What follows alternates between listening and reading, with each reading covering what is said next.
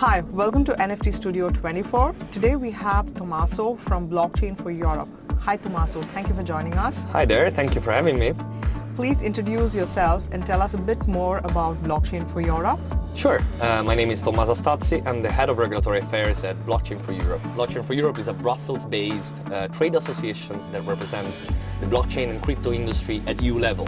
What that means is that basically we are lobbying the policymakers, especially in Europe and the European institutions, that are developing the new crypto assets regulatory frameworks, the new rules for Web3 and everything that comes with that, right? So we are trying to convey messages from the industry. We're trying to make sure that they understand what they're talking about when they're proposing new legislation, and that the final result is actually something positive for the Web3 industry.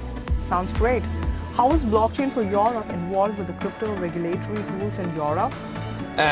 We have been involved since day one in the preparation, in the work that the European institutions did to prepare the market in crypto assets regulation, which everybody knows as MiCA or MiCA, depending how you pronounce it.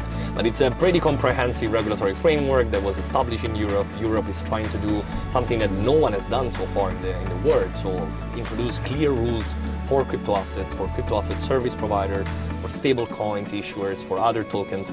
So as Blockchain for Europe, we were involved on a daily basis having meetings with the policymakers, preparing position papers, organizing events, debates. We have our own annual summit that we do in Brussels where we talk about these policy topics.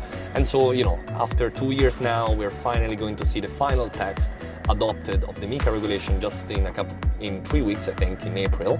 And that's going to be the culmination of a long work that we've done, but we're very, let's say, actually quite happy about. There's still some issues, some questions that remain to be answered in the MiCA regulation and the following up that the European institutions will do, but overall it's not too bad.